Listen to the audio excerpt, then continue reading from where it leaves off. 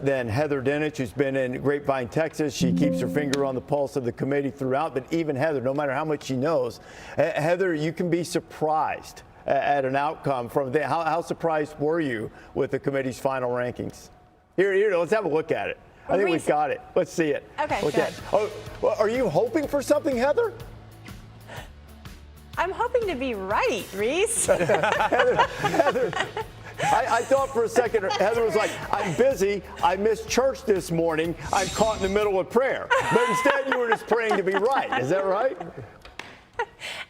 That's what I try to do. That's my job. I try to be as right as possible. But the reason I was so surprised is not because Alabama's in. I projected Alabama to be in. I was shocked that they didn't drop after the way they played. They played horribly. And what happened was they did what I would have projected with an Alabama win. That's the stunning thing. Because if Alabama would have won, Miami jumps ahead of BYU, then you have exactly what we saw today, where you have Miami and Notre Dame right next to each other. But with Alabama losing, I thought for sure they would have thrown a monkey wrench in that whole Alabama-Miami-Notre Dame discussion. So what do you make of the notion and the concept? Because you're very familiar with the committee's procedures in terms of ranking and ordering the teams. What do you make of this whole concept that they have to be beside each other before head-to-head carries today? That doesn't, I'm still not quite buying that. It's either appropriate or well executed, one of the two. You have to look at it. If you decide that Notre Dame's better, I'm fine with that. And if you decide Miami's head-to-head carries today, I'm okay with that. But saying we can't do it until they're side by side doesn't seem to fall into the established procedures that they have for ordering and ranking these teams. Well, not only that they're side by side, Reese, but that they're side by side suddenly on a week when neither of them played, right? Which also makes it more difficult to explain and difficult for fans to understand unless you're a Miami fan, of course. But it does say in the committee protocol that you use that when they're comparable teams. So if you're going by the protocol, it makes sense that they refer to that because we've seen the charts of how similar Miami and Notre Dame are this whole past 6 weeks or whatever it's been. So that does make sense, but I agree with you. And I asked Hunter Yurachek as we were walking after he was on the show, why? Because we had heard him say Notre Dame is the better football team this whole time. Did this change last night? And his answer was exactly what we're talking about, because of the proximity. That was the answer.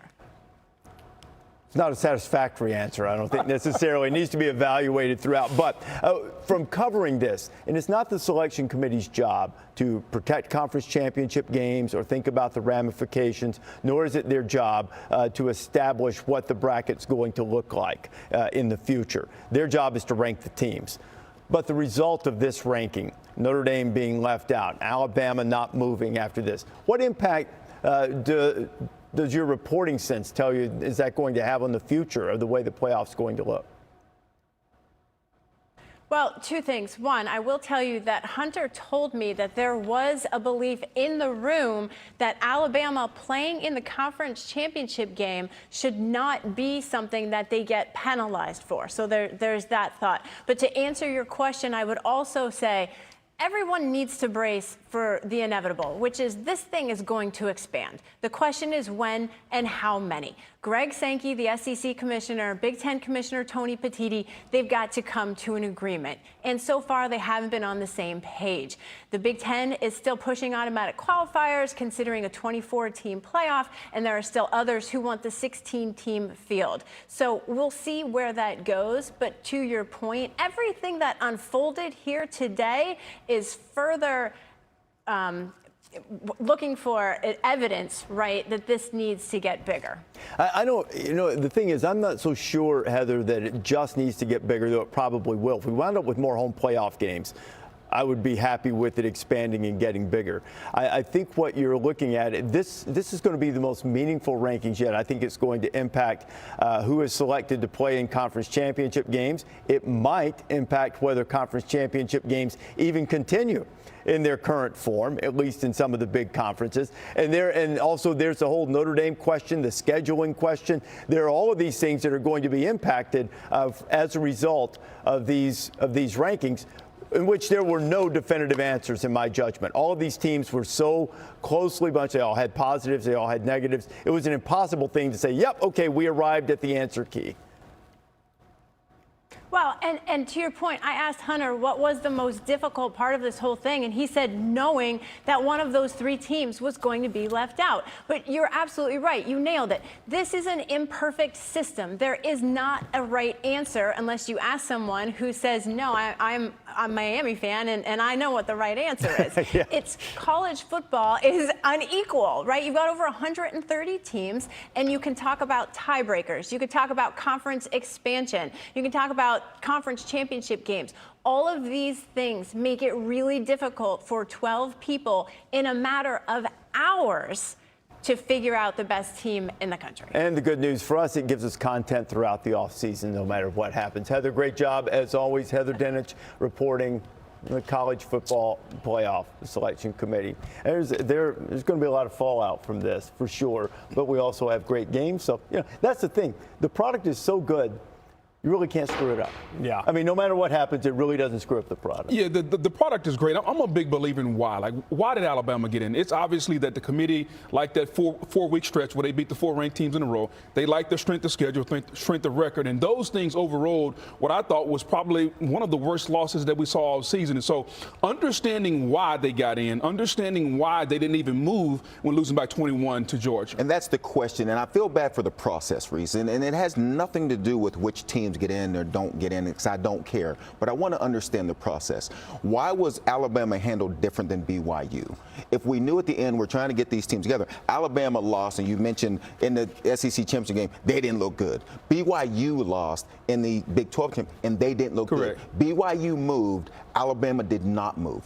Why is that process different? As we look at this, I just want the process to make sense, and it doesn't matter to me which teams get in and which teams get out. It changes year to year. That's the difficult thing, is that every year the criteria is just a little bit different because the teams are different. What I've learned this year, more than any other year I've been doing this is now year 12. Me and Booger sat on the desk a long time ago together, back when I was really young and you were really handsome.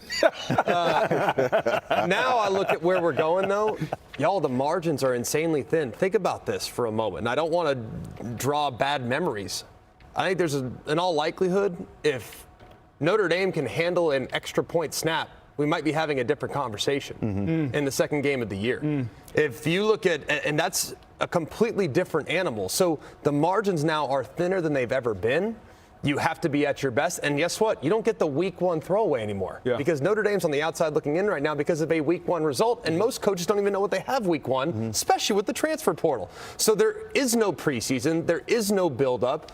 You have to be at your best every single time. And if you aren't, you're probably going to lose. And it could potentially be the loss that keeps you out of the postseason. Because frankly, if Notre Dame's in this field, I think they're a top 2, maybe top 3 favorite to win the whole dang thing. Yeah, I agree with you. And I will give you the answer as to why Alabama's in. You don't have to agree with it. It was in the offseason. Enhanced metrics.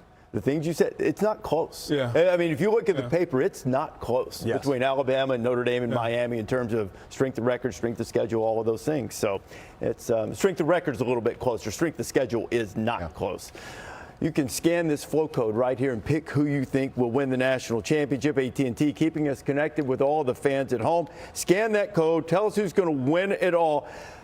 Like Greg said, if Notre Dame were in it, maybe you could go Notre Dame. Our results will be revealed a little bit later.